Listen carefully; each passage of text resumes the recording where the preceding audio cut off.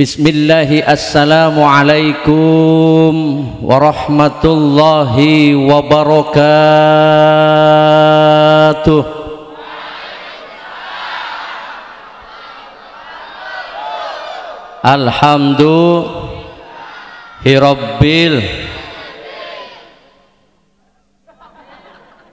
Alhamdulillah alladzi qad akhraja nataijal fikri li arbabil hija, nahmaduhu jalla alan in'ami bi ni'matil imani wal islam.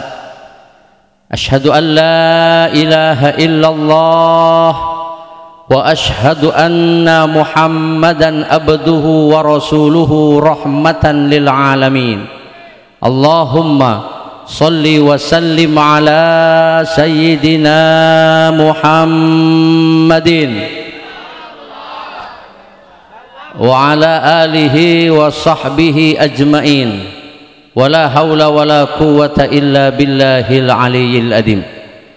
Amma ba'du, qala Allah ta'ala fi kitabihil karim, a'udzu billahi minasy syaithanir rajim. Subhanalladzi asra bi 'abdihi lailan minal masjidil harami ilal masjidil aqsa. Al-ayah ila akhirih.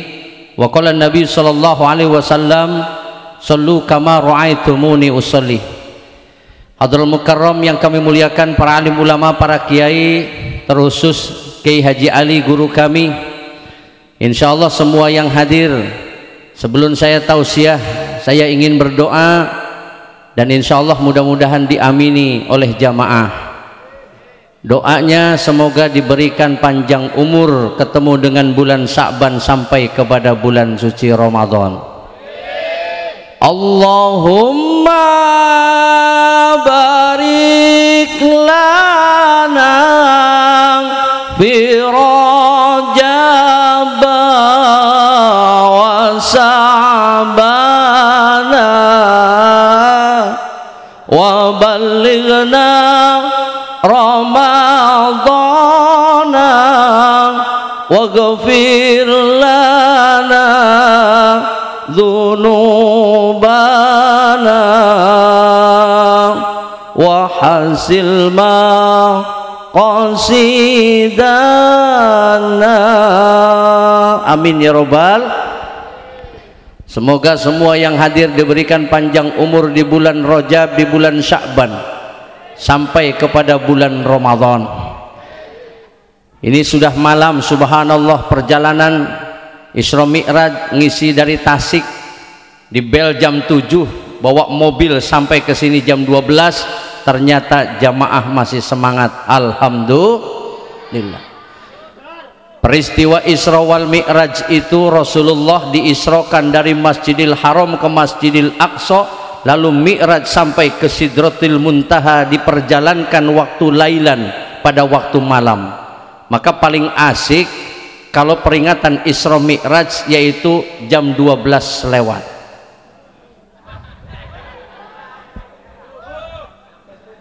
Sampai subuh, siap sampai subuh? Pingsan gitu mas sampai subuh. Dakwah Rasul ketika beliau memuncak sampai pemboikotan selama 3 tahun, sama dengan kita, COVID-19 sudah hampir 3 tahun. Setelah itu Rasulullah Shallallahu Alaihi Wasallam berdakwah ke negeri Taif. Di Taif terdengar kabar berita yaitu penduduknya gemah ripah loh jinawi. Tapi ternyata dakwah pertama ketika hijrah Rasul ke negeri Taif dilempari dengan batu sampai Rasul berdarah, diusir. Akhirnya Rasulullah Shallallahu Alaihi Wasallam yaitu memasuki yang namanya Amul Hazan, tahun kesedihan ketika itu. Berdakwah di Taif diusir, di Mekah diboikot. Ketika itu istri tercinta yang bernama Sayyidatuna Khadijatul Kubra, beliau dipanggil oleh Allah Subhanahu wa taala. Saya belum kuat ditinggal istri. Rasul pernah merasakan ditinggal, yaitu dengan istri tercinta. Bukan hanya istri tercinta, tapi pamannya yang membesarkan, yang mendidik, yang menjadikan perisai bagi Rasulullah sallallahu alaihi wasallam. Beliau pun diundang kesedihan yang mendalam ketika Rasulullah sallallahu alaihi wasallam mentalkinkan pamannya di penghujung akhir hayatnya, semoga pamannya berucap kalimat tauhid, la ilaha. Tapi berkehendak lain Allah subhanahu wa ta'ala, beliau mengatakan, innaka la tahdi man ahbabta walakinallaha yahdi man yasha. Sesungguhnya engkau Muhammad tidak bisa memberikan hidayah yang kau cintai, bahkan sekelas Rasul tidak bisa memberikan hidayah. Masya Allah. Walakinallaha yahdi man yasha, kecuali Allah yang sanggup memberikan hidayah. Kesedihan yang mendalam tidak bisa mengucapkan kalimat la ilaha illallah. Akhirnya ketika itu ujian datang bertubi-tubi. Pantas kalau Al-Quran mengatakan fa inna ma'al usri yusra, dalam kesulitan ada kemudahan. Sama seperti yang dilakukan oleh Nabi Musa alaihissalam ketika beliau dikejar oleh Fir'aun. Di belakangnya Fir'aun dan semua tentaranya, di depan lautan loncat mati, ke belakang balik lagi mati. Ketika itu sudah terhimpit. Ketika itu setiap orang yang kejepit, setiap orang yang terhimpit, doanya dikabul oleh Allah subhanahu wa ta'ala. Termasuk kita tahun ini tahun kesedihan, yaitu tahun macam-macam, dari COVID sampai emaknya datang Omikron, macam-macam, apa maningkin musibah luar biasa. Tapi ternyata ada pertolongan Allah.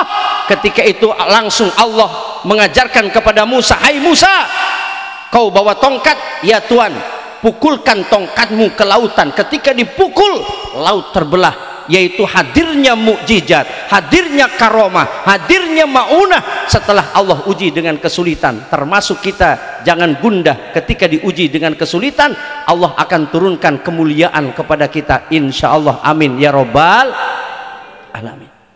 Termasuk Rasulullah sallallahu alaihi wasallam, beliau berdakwah tidak ada kata-kata kemalaman, tidak ada kata-kata capek, tidak ada kata-kata usia sudah tua di rumah saja, tidak. Rasul berdakwah semakin tua semakin semangat. Takbir. Itulah Rasul mendidik para sahabat, yaitu dengan semangat luar biasa. Aja kendor, kata orang Serang. Luar biasa. Sayang Pak Wali Nus balik kayaknya gini. Masya Allah. Paling loman wali kota Serang gini. Menau panjang umur beja kita nih. Luar biasa. Aja kendor, Masya Allah. Itu Rasulullah mendidik, jangankan mendidik istrinya, mendidik sahabatnya, sampai didikan Rasul, yaitu sampai sanggup menoreh tinta emas. Padahal seorang budak legam hitam yang bernama Bilal bin Rabah, beliau dididik oleh Rasul sampai menoreh tinta emas. Sendal jepitnya Bilal bin Rabah terdengar di surga. Subhanallah. Kenapa? Kecintaan Bilal kepada pemimpin, kecintaan Bilal kepada Rasul melebihi cinta kepada dirinya. Apa kata Bilal? Seandainya ada yang menyakiti Rasul, biar aku yang menjadikan perisainya. Sama dengan Sayyidina Abu Bakar. Apabila ada tumbak, ada panah, ada pedang yang akan menusuk tubuh Rasul, lebih baik aku terdahulu yang akan mendapatkan, yaitu tusukan pedang tersebut. Kenapa? Ridho jasadku hancur demi membela baginda Nabi Muhammad sallallahu alaihi wasallam. Nggak tahu di sini masyarakatnya membela ulamanya enggak, ngebela kiainya enggak. Mudah-mudahan kita bela sampai tetes darah penghabisan. Artinya apa? Sekali kaki melangkah pantang surut mundur ke belakang. Kita ini sudah mulai dakwah. Para waliullah, para ulama, beliau yang menegakkan Islam. Janji Allah, inna auliya Allah la khaufun alaihim walahum yahzanun. Sesungguhnya para waliullah, mereka semua tidak ada yang ditakuti, tidak ada yang diprihatinkan, tidak ada yang digundahkan. Kenapa? Rencana Allah dasar. Jangankan Rasul diisrokan dan dimi'rajkan sampai ke Sidratul Muntaha, sampai hari kiamat pun itu sudah direncanakan oleh Allah subhanahu wa ta'ala. Masa seluruh masyarakat kampung eta baik pokoknya mah ya, Masya Allah. Mudah-mudahan la takhaf wa la tahzan innallaha ma'ana. Jangan takut, jangan prihatin, Allah bersama kita. Sedolim apapun WHO, orang-orang kafir, orang-orang munafik, para biadab-biadab di depan, para pemimpin-pemimpin yang tidak bertanggung jawab, tetap ada campur tangan Allah. Orang yang beriman pantangan untuk menjelekkan orang lain. Orang yang beriman lisanun dzakir wa qalbun syakir, lisannya selalu berzikir, hatinya selalu bersyukur kepada Allah Subhanahu wa taala. Kadang kita korban YouTube yang akhirnya apa, ngejelek-jelekin pemerintah. Pokok pemerintah lagi ruwet, sampai RT dicurigai, RT gitu makanya orang bener pisan. Astagfirullah. Ini yang terjadi. Nggak usah ada kalimat sudon. Kenapa? Karena iblis akan menggoda dari segala macam penjuru. Ketika Rasulullah SAW diberikan, yaitu oleh Allah Subhanahu wa taala, salah satu hiburan, yaitu dibelah dadanya. Datang dua malaikat Jibril dan Mikail. Dalam kitab Dardir diceritakan, yaitu sampai di setempel, yaitu dengan setempel kenabian Nabi akhir zaman. Itu ke perjalanan Rasulullah SAW menuju langit pertama. Itu ternyata sudah ada ujian. Iblis tidak senang menggoda dari segala macam penjuru.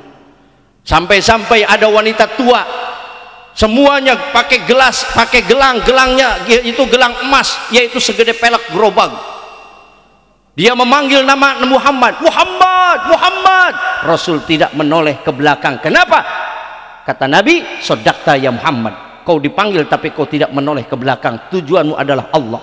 Kenapa? Seandainya Rasul melihat ke belakang, umatmu akan lebih memilih dunia ketimbang negeri akhirat. Samping kiri pun ada yang memanggilnya Muhammad, Muhammad. Sebelah kanan sama. Untung Rasul tidak tengok-tengok ke kiri dan ke belakang. Seandainya Rasul nengok ke kiri, maka umatmu menjadi golongan Nasrani. Menengok ke kanan, umatmu akan menjadikan golongan Yahudi. Ternyata Rasul tujuannya sangat luar biasa. Mau Isra Mi'raj saja itu sudah diuji dengan dua cawan, dua minuman. Yang satu susu, yang satu hammer, yang satu larutan, yang satu aqua. Apa sih diinum ke? Hah? Masya Allah. Akhirnya yang diminum susu, kata malaikat Jibril, sodakta ya Muhammad, kau minum susu, umatmu banyak yang teler, apalagi kau minum arak, teler semuanya Muhammad. Subhanallah. Ini bentuk ujian. Berhadapan ketika ke langit dengan Nabi Adam alaihissalam, pendidikan yang diberikan sangat luar biasa. Nabi Adam pun diuji, yaitu putra putrinya Qabil Habil saling membunuh. Nabi Adam pun menggadaikan surga demi wanita cintanya, ia gadaikan surga. Subhanallah. Maka tadi itu orang bercinta apapun terasa indah, bahkan tembelek pun rasa bohong. Nggak percaya jajal, jangan mau ketipu ya. Masya Allah. Tembelek mah tetap tembelek ya. Masya Allah. Nah, bertemunya dengan para nabi-nabi yang lainnya membuat Rasulullah semakin tangguh, semakin kuat. Kenapa? Beliau kekasih Allah, beliau terus berjuang sampai napas akhir hayatnya. Subhanallah. Lalu bagaimana dengan pemuda-pemuda masa kini? Pemuda-pemuda yang setiap hari cuma nonton HP doang, mijit-mijitin HP, tidak ada lagi peminat untuk menghafalkan Al-Quran, tidak ada lagi peminat untuk baca kitab, tidak ada lagi yang minat untuk kawal ulama. Ini ciri akhir zaman. Maka wariskan anak-anak kita, dekatkan dengan ulama. Kalau tidak dekat dengan ulama, musibah yang amat besar yang terjadi. Di dunia musibah paling kelaparan, tapi di akhirat yakhrujuna minad dunya bighairi iman, keluar dari dunia tidak membawakan iman dan Islam. Naudzubillah summa naudzubillah. Alhamdulillah, dengan keterlambatan saya ada hikmah, yaitu ketua Jadab setelah memberikan tausiah dengan gamblang. Hanya saya tidak mendengar, tapi jamaah sudah mendapatkan ilmu 60%-nya. Subhanallah. Dan insya Allah penyempurnaan itu adalah milik Allah. Apapun yang akan diberikan oleh Allah, malam ini kita punya yang namanya sa'atul ijabah. Kalau berdoa di malam ini memperingati Isra Mi'raj, insya Allah doanya akan dikabul oleh Allah Subhanahu wa ta'ala. Di Masjidil Haram ada maqamul ijabah. Kalau berdoa tempatnya yang diijabah. Sejagat raya ini cuma ada di Mekah dan di Madinah. Di Madinah hanya ada di Raudhah yang maqamul ijabah, tapi di Mekah ada 15 tempat. Di Serang kagak ada, hanya saatul ijabah, waktu yang akan diijabah, yaitu setelah lewat jam 12. Subhanallah. Maka yang jam 12 ke sana ini pilihan yang hadir, yang nggak kuat lewat, minggir. Kenapa? Ini bentuk yang hadir, bentuk cinta kepada baginda Nabi Muhammad sallallahu alaihi wasallam. Dan sampai ketika Isra wal Mi'raj, SK yang diberikan oleh Allah mendapatkan gelar Siddiq, yaitu adalah Sayyidina Abu Bakar, orang yang percaya peristiwa Isra dan Mi'raj. Maka orang yang percaya kepada peristiwa Isra Mi'raj sampai menyelenggarakan, berarti selamat semua masyarakatnya. Faman lam yahkum bima anzalallah faulaika humul kafirun. Siapa orang yang tidak mau diberi hukum oleh hukum Allah, satu ayat saja, maka orang tersebut kafir.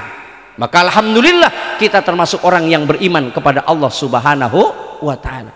Itu Sayyidina Abu Bakar, kalau ditimbang satu Sayyidina Abu Bakar ditimbang dengan dunia separohnya masyarakat yang ada di dunia, itu masih berat imannya Sayyidina Abu Bakar, kecintaan kepada Rasulullah sallallahu alaihi wasallam. Begitu juga dengan Bilal bin Rabah. Beliau menoreh tinta emas ketika Rasulullah wafat. Bilal bin Rabah tidak lagi mau hidup. Kenapa? Buat apa saya hidup, yang saya cintai tidak ada, kata Bilal bin Rabah.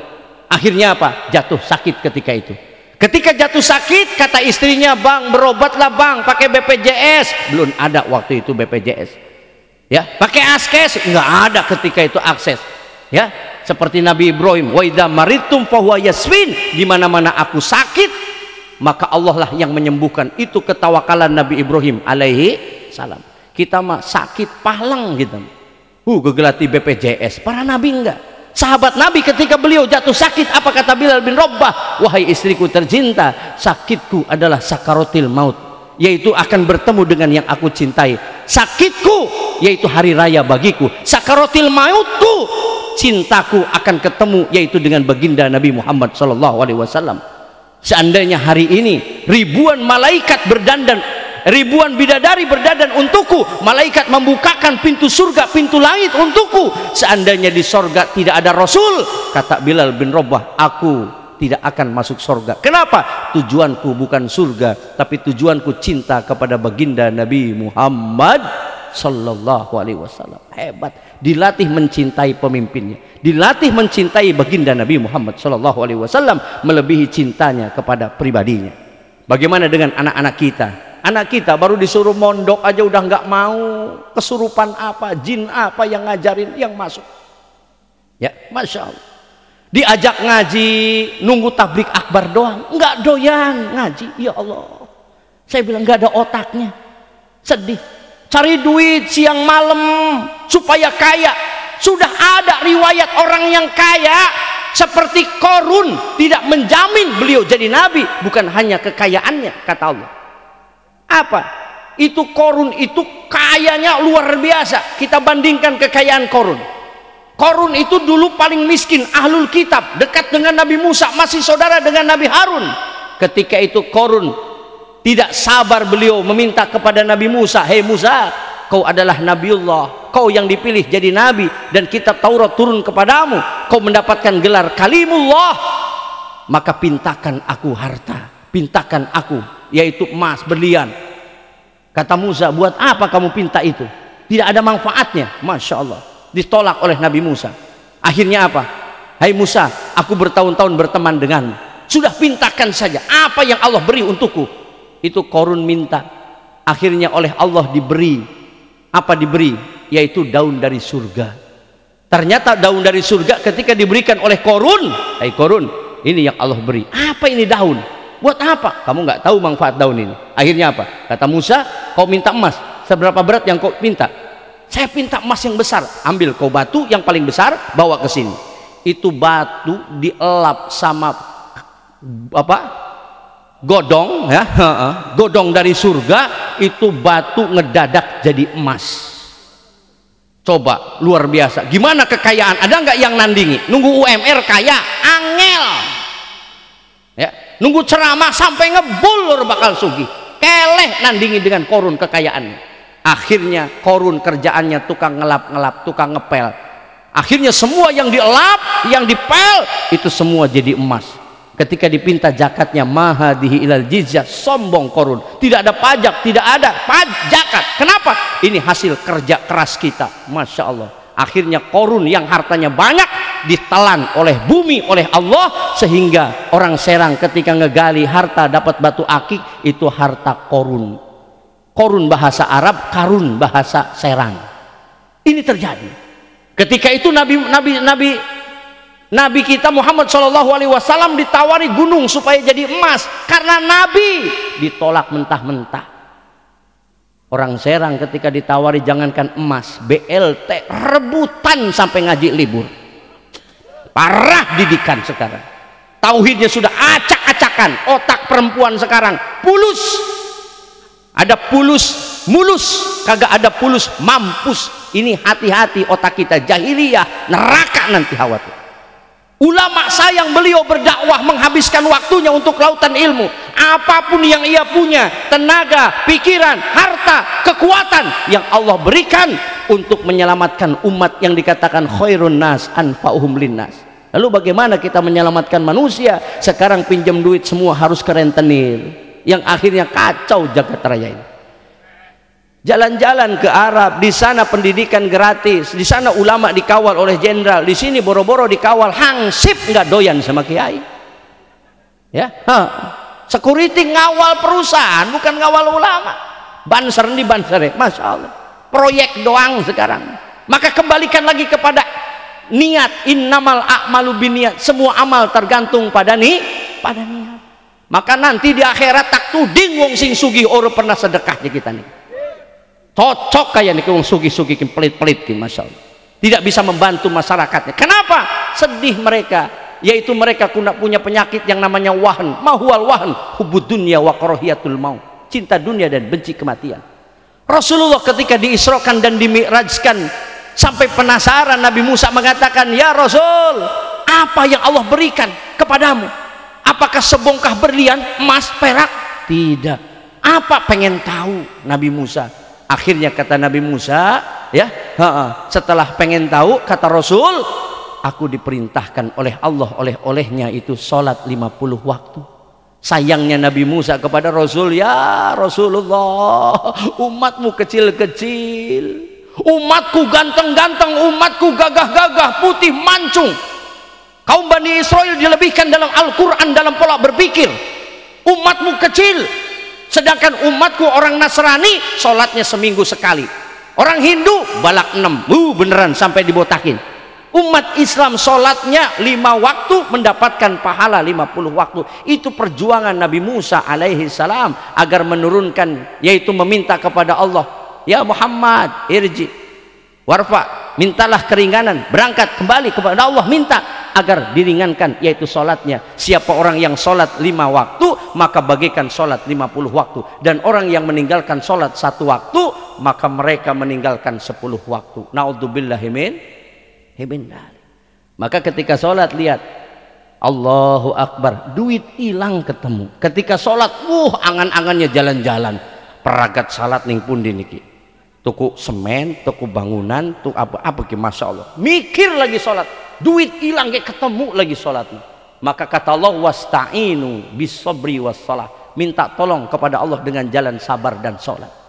Dan ketika Rasulullah SAW menyampaikan sebaik-baik pasukan, sebaik-baik tentara nanti yang menundukkan Konstantinopel, tercatat dalam memori seorang raja memiliki seorang putra yang bernama Muhammad Al-Fatih, Muhammad Sani. Beliau mengatakan, ketika usia balik, karena kemuliaan itu adanya di sholat, aku tidak mau meninggalkan sholat, yaitu berjamaah.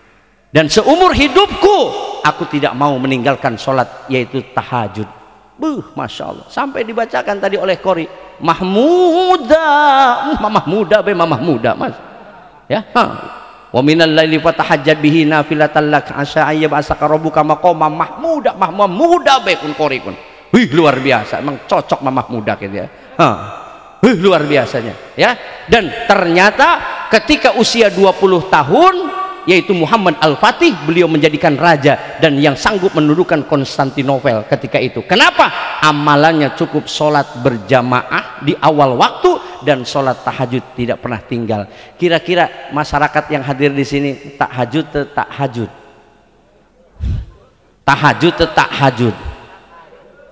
Terus sholatnya berjamaah di rumah saja, di rumah saja. Waduh, tidak ada kemuliaan. Maka wariskan kepada anak kita. Kunci keberhasilan para ulama, saya kasih bocoran, sebenarnya mah nggak boleh spesial, tapi nggak boleh menyembunyikan ayat. Kalau pengen hidupnya nggak susah, kasih tahu jangan. Yang benar ya. Dalam Al-Quran, wa'mur ahlaka bis sholat wastabir alaiha la nas'alukar rizqa nahnu narzukuka. Itu kuncinya ya.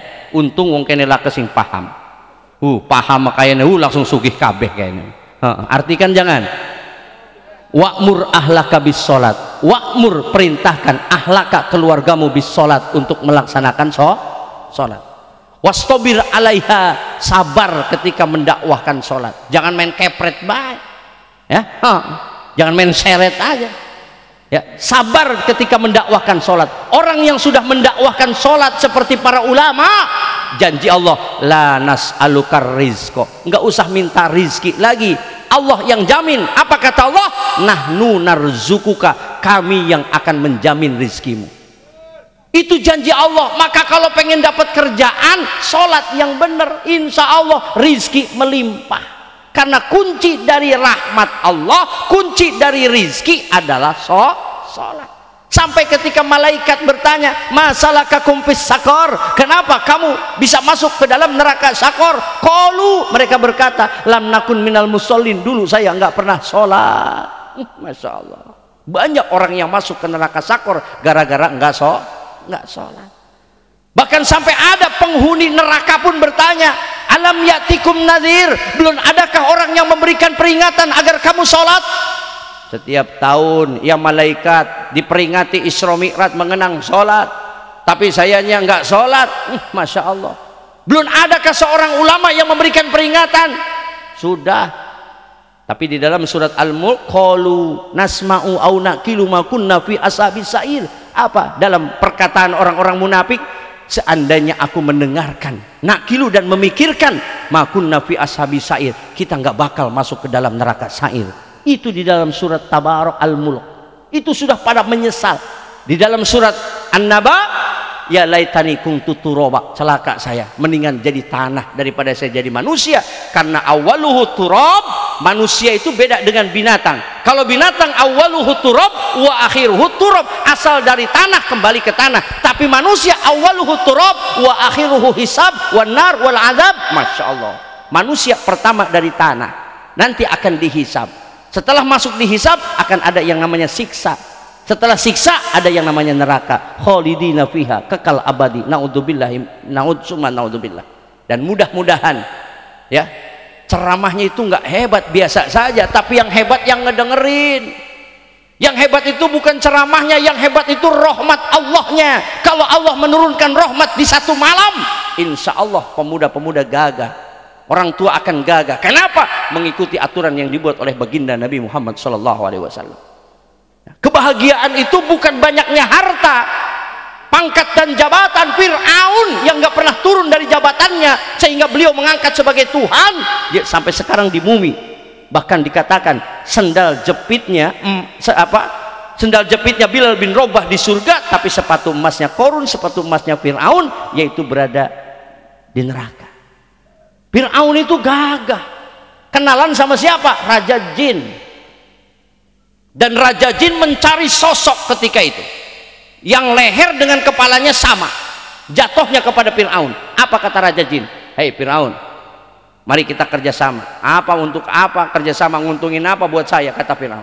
Apa yang kamu punya? Aku akan berikan. Ya, nih saya punya harta sekian, apakah kamu siap ngasih saya? Itu Fir'aun sama Raja Jin itu dipupuk dengan harta, bergelimang mereka harta, dikasih, kalau kurang saya akan adakan lagi. Itu Raja Jin, Masya Allah. Maka Fir'aun nggak pernah sakit ya. Fir'aun semua dukun semua tahu. Beliau ketika melihat Nabi Musa, beliau yaitu tahu bahwa itu mukjizat, mengumpulkan semua tukang sihir untuk mengalahkan Nabi Musa, tapi ternyata nggak bisa dan nggak mau kalah. Fir'aun luar biasa. Dan sekarang muncul Fir'aun kelas kakap sekarang. Wih, beneran, mulut orang disogrok-sogrok dapat duit. Penyakit COVID, proyek lagi aja, Masya Allah. Harusnya bikin sepi rumah sakit biar tuman dokter-dokter, nggak ada yang gratisan. Kiai mah pakai air gratisan, Fatihah, menawar, waras yakin dikasih seikhlasnya. Buka 24 jam, ketika ada yang kesurupan gedor-gedor kiai, ikhlas aja kiai mah, dokter mah buka ngomong mah 24 jam. Jangel. Ini terjadi sekarang. Maka tadi itu luruskan niat, yakin adanya Allah di setiap permasalahan. Maka ceramah nggak usah lama-lama, yang penting pengamalannya. Saya lihat masyarakat di sini tegang-tegang luar biasa, melototin saya bu beneran. Hebat, padahal sudah malam ini, jamaahnya gagah ternyata luar biasa. Saya doakan mudah-mudahan panjang umur sampai dengan bulan suci Ramadan. Awas kita tundukkan nafsu, kita tundukkan nafsu.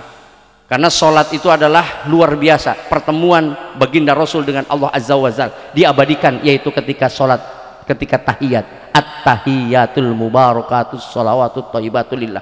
Itu dialog antara Rasulullah SAW bersama Allah Azza wa Jalla.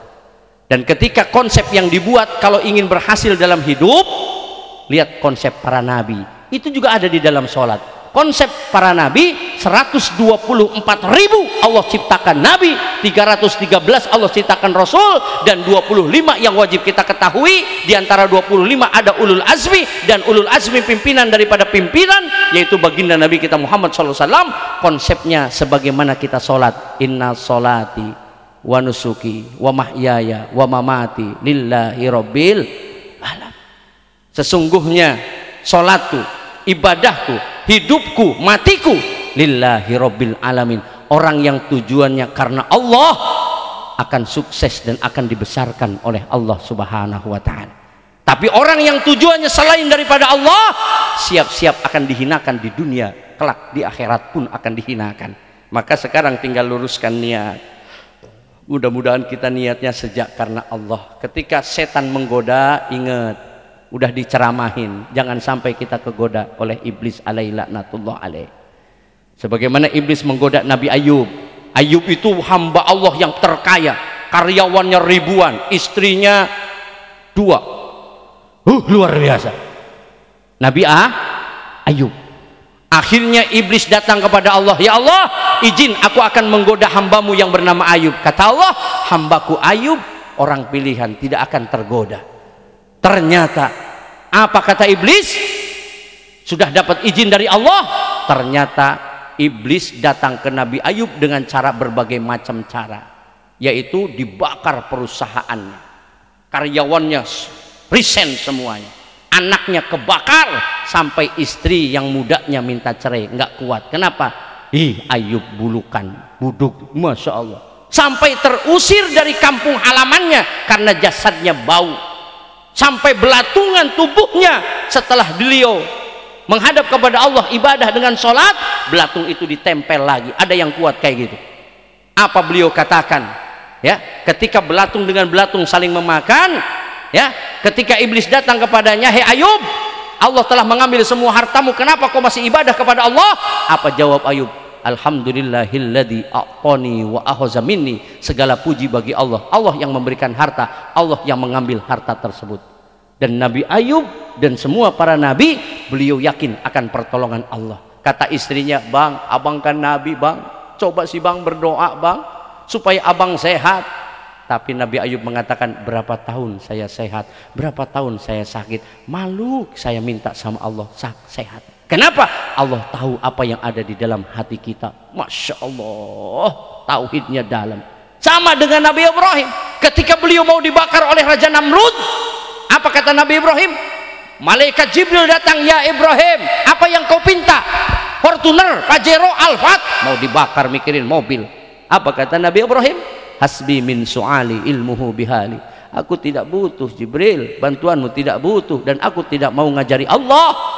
Cukup Allah bagi kami yang la ta'khuduhu sinatu wala naum, yang tidak pernah tidur dan tidak pernah ngantuk. Akhirnya Allah langsung mengatakan, ya naru kuni bardaw wa salaman ala Ibrahim.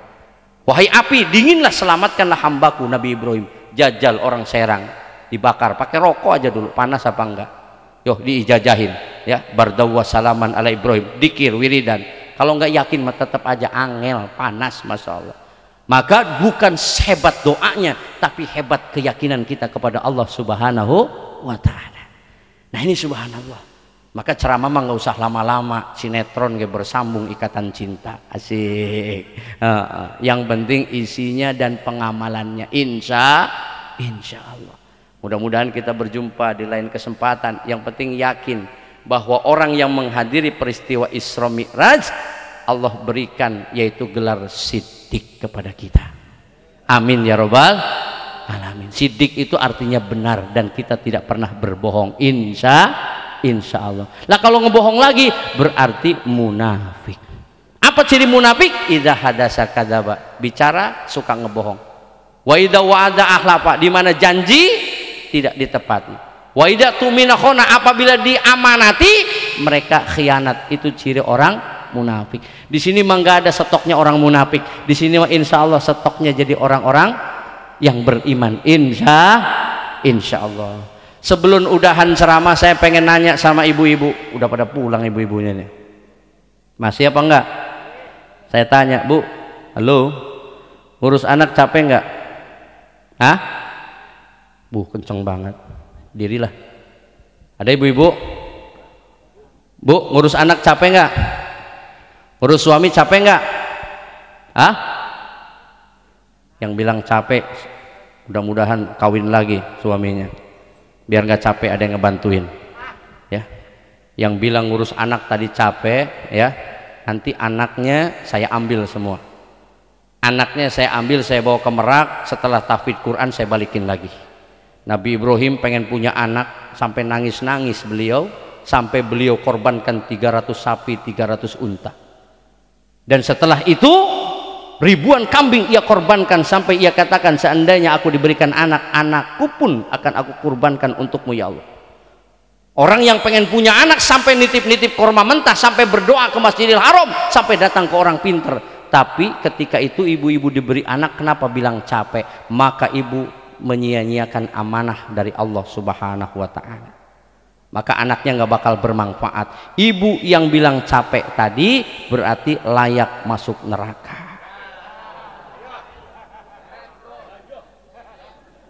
Layak masuk neraka. Kenapa? Karena capek nggak ikhlas. Saya mah pengen punya anak 25 ibu.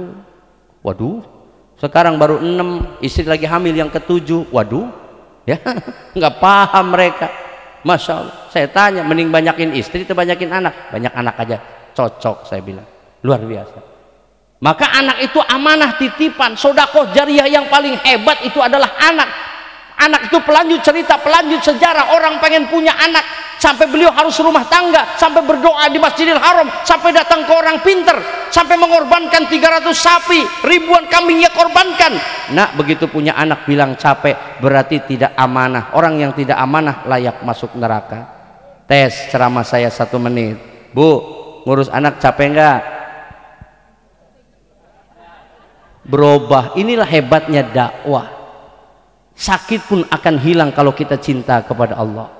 Maka jangan merasa gundah, sakit, gulana. Jangan merasa miskin. Orang miskin itu kata Nabi, hisabai yasiro, hisabnya sedikit, masuk surganya cepat.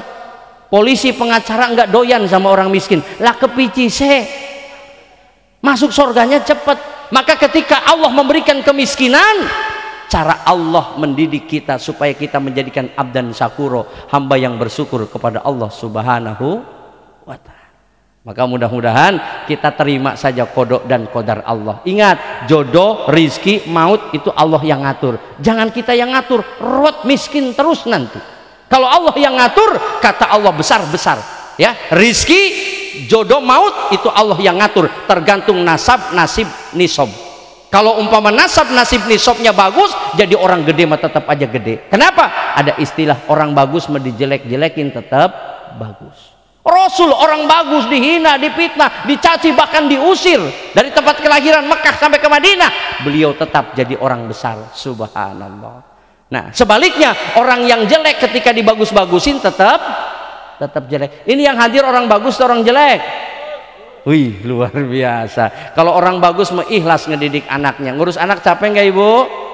Alhamdulillah, berarti sukses dakwahnya. Itu saja mungkin yang dapat kami sampaikan, yang benar dari Allah, yang salah dari kehilapan kami pribadi, mohon maaf yang sebesar-besarnya. Insya Allah Allah akan merubah nasib kita, Allah akan melimpahkan rizki kepada kita, dan Allah akan memberikan kita sorga dunia dan sorga akhirat, dan Allah akan wafatkan kita setelah kita ziarah ke makam Nabi, yaitu ke Masjid Nabawi dan ke Mekah serta ke Masjidil Aqsa. Amin ya rabbal alamin. Wallahul muwaffiq ila aqwamit thoriq. Assalamualaikum warahmatullahi wabarakatuh.